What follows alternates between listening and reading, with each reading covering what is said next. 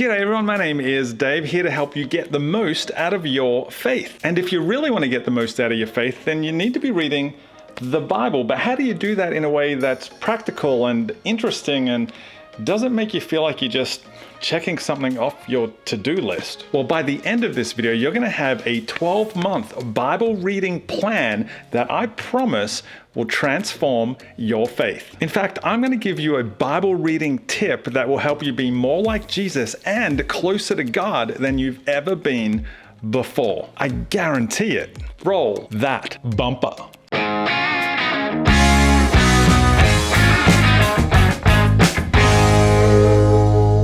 Well, if this is your first time on my channel, this is the place where I like to do short devotional videos every week designed to help you get the most out of your faith. So make sure you hit that subscribe button, then hit the little bell icon so that you get notified whenever I post a new video every Thursday. So people often ask me what I read to learn the things I share on these videos. And while there's a number of books and podcasts I usually recommend, honestly, the main thing that I read is the Gospels, for real. I mean, I can give you a whole list of books to read. In fact, I did an entire video recently on the books I usually recommend. I'll leave a link to it up there. But really, the main thing that I read is all four...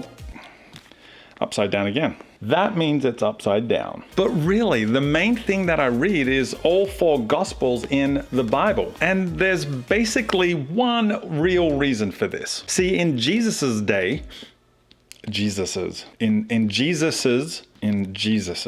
See, during the time of Jesus, a disciple was with his rabbi 24/7. They watched how their rabbi treated the poor, handled their money, ate their food, what they were like when they were happy or sad or angry. Because every activity was an opportunity to learn how to be like the rabbi. And it's the same for us. If we want to learn to be like Jesus, then we have to spend time with Jesus. Which is why I recommend reading the books of Matthew, Mark, Luke, and John every month. Week 1, Matthew. Week 2, Mark. Week 3, Luke. And week 4, Matthew, Mark, Luke, John. Matthew, Mark, Luke, John. Week 1, Matthew. Week 2, Mark. Week 3, Luke, and week 4, John. Now, I first got challenged to do this by an Orthodox rabbi friend of mine who was teaching me about the idea of discipleship in the Jewish Bible. And he challenged me by saying, if you can't find time to read all the gospel stories about your rabbi every month, then you can't call yourself a disciple because you're not spending time with your rabbi. Wow, that was like a punch to the face.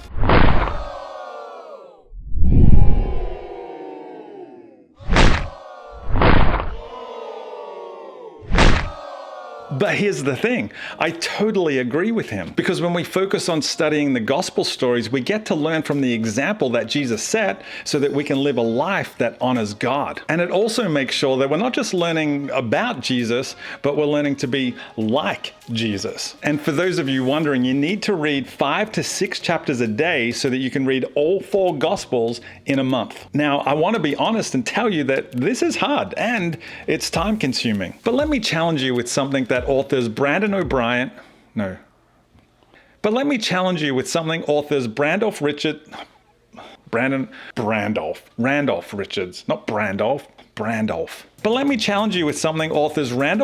and Brandon O'Brien have said. For Christians, it's all about Jesus. As long as it's in a service I like, in a building I like, with people I like, with music I like, for a length of time I like. Now, that'll preach. I heard that's what you're supposed to do when you agree with something.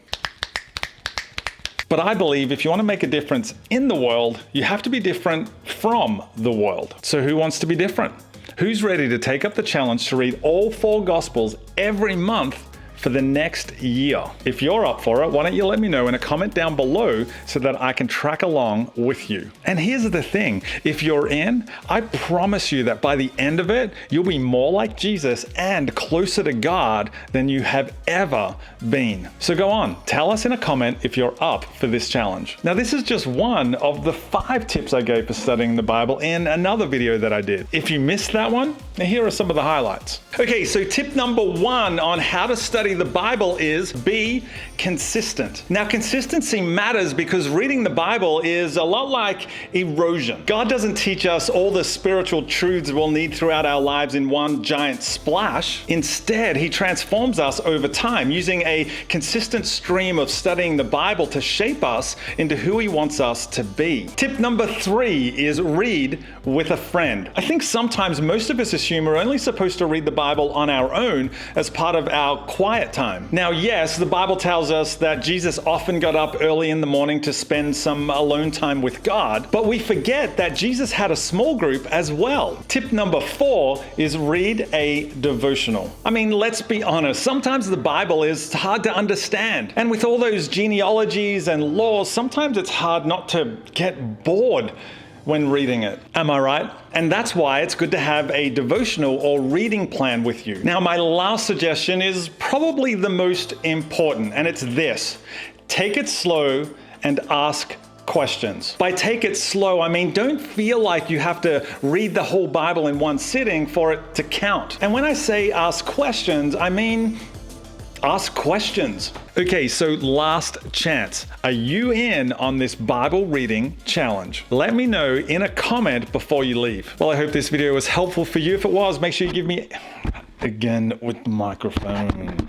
Well, I hope this video was helpful for you. If it was, make sure you give me a thumbs up, share and comment on this video if you liked it. Subscribe to my channel if you haven't done so already, and make sure you follow me on Instagram and Twitter at @AussieDave. I'm going to go off and start reading, so I'll see you next time.